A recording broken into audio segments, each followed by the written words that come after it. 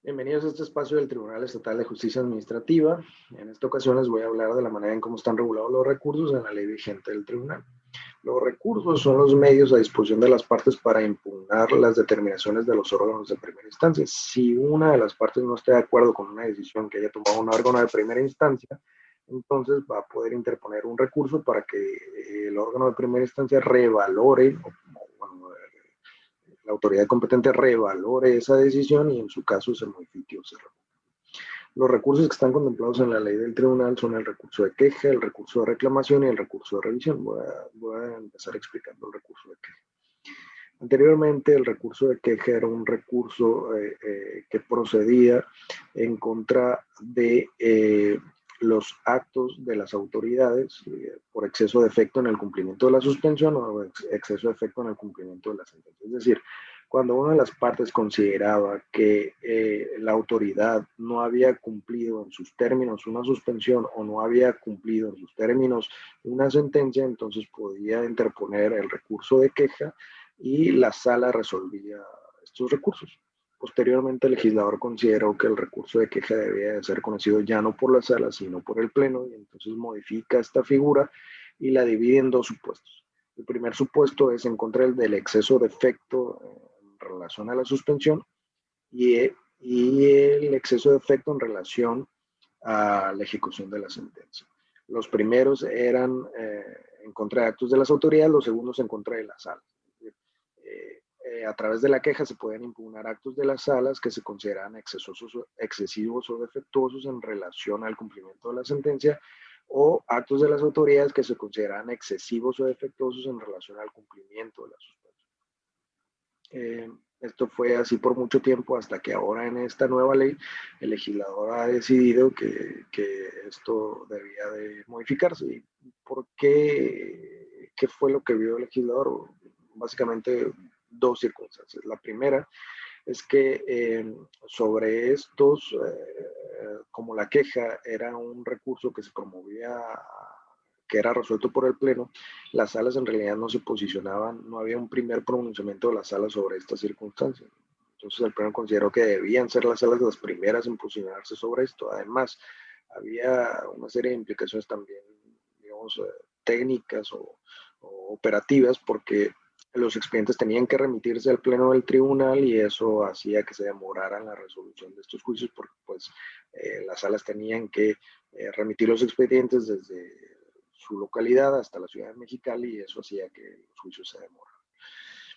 En ese sentido, el pleno ahora, el legislador consideró que lo óptimo es que primero sean las salas las que se posicionen sobre, sobre estos temas y luego sea el pleno el que valore la decisión que adoptó la sala al respecto.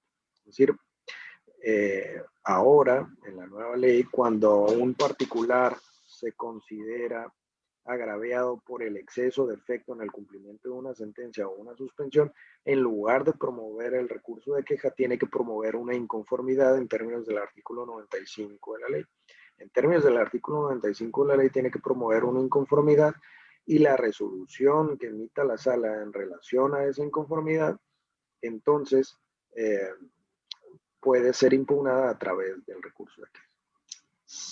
Es decir, si alguna de las partes no está conforme con la manera en cómo se ha acatado una suspensión o cómo se ha acatado una sentencia, ya no va a poder interponer el recurso de queja. Tendría que agotar previamente el recurso de inconformidad o la inconformidad que prevé el artículo 95, del cual conocen las partes, perdón, del cual conoce la sala, y sobre esa resolución que emita la sala, entonces será el pleno el que conozca a través del recurso de queja.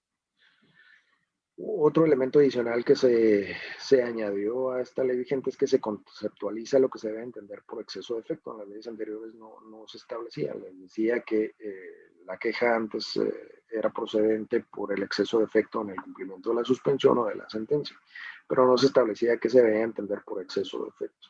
En términos sencillos, el legislador ha previsto que exceso será cuando una autoridad hace algo más de lo que se le ordenó y defecto será cuando hace menos de lo que se le ordenó.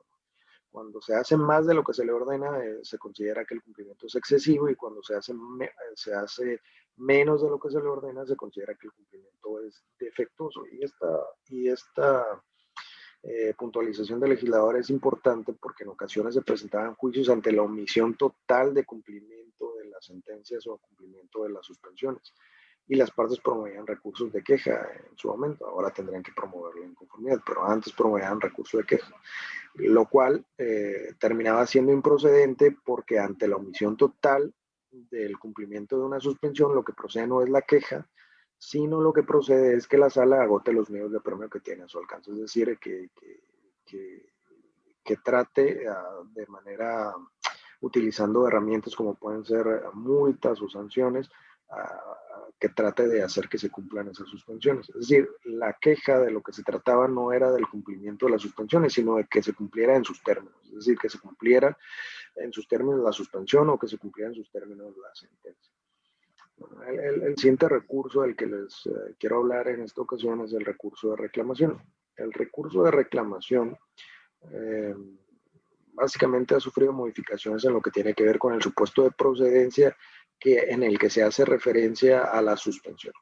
El recurso de reclamación era procedente en contra del auto que negaba o concedía una suspensión. Es decir, cuando la sala consideraba que los actos impugnados debían de suspenderse, los efectos de esos actos impugnados debían suspenderse, concedía una suspensión o eventualmente, si así lo consideraba, negaba la suspensión. Bueno, en contra de esa decisión de la sala de negar la suspensión o de conceder la suspensión, procedía en todos los supuestos el recurso de reclamación. Posteriormente esto se modifica y el legislador considera que no, que solamente en algunos supuestos quien debe de conocer de estos asuntos ya no sería en la sala, sino sería el pleno a través del recurso de revisión. Y entonces la reclamación queda de la siguiente manera. Sobre las decisiones de la sala de conceder la suspensión preventiva, va a conocer las salas en reclamación, a través del recurso de reclamación. Pero en ciertas materias quien va a conocer va a ser el pleno a través del recurso de revisión. ¿Qué materias? Las materias podrían ser o son o eran en la ley anterior eran salud, menores, transporte, centros, establecimientos de juegos con apuestas, ¿no? En esos temas, el pleno va a conocer a través de revisión lo que tiene que ver con la suspensión definitiva. En marzo de este año se modifica la anterior ley y se hace una división ya total, ya no por temas, sino total. Todo lo que tiene que ver con suspensión preventiva es vista a través de la reclamación y todo lo que tiene que ver con suspensión definitiva es vista a través de la revisión. La reclamación es vista o resuelta por las salas, la revisión es resuelta por el pleno. Es decir, a partir de marzo de este año, y ahora es un elemento que incorpora esta nueva ley, todas las suspensiones definitivas, tanto su concesión como su negativa a otorgarlas, van a ser conocidas por el pleno del tribunal a través del recurso de revisión. Y todas las suspensiones preventivas van a ser conocidas por las salas a través del recurso de reclamación. Estas sería, digamos, uno de los cambios más importantes que ha sufrido últimamente el marco jurídico atinente a este tribunal. Además de que se modificaron los plazos para interposición de la reclamación, pasó de ser de 5 días a 3 días conforme a la ley del tribunal vigente.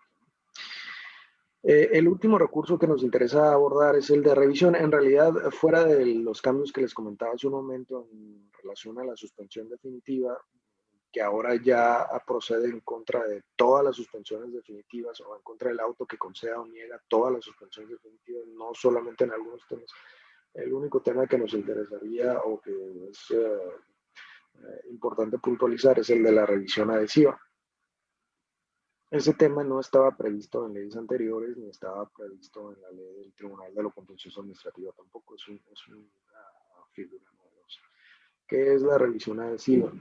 La revisión adhesiva es una figura, digamos, accesoria de la principal, que sería la revisión. Es decir, cuando se da un juicio hay una parte vencedora y una parte que pierde. La parte que pierde tiene a su mano la posibilidad de interponer el recurso de revisión para que el Pleno revalore la decisión del órgano de primera instancia. Cuando esto se da,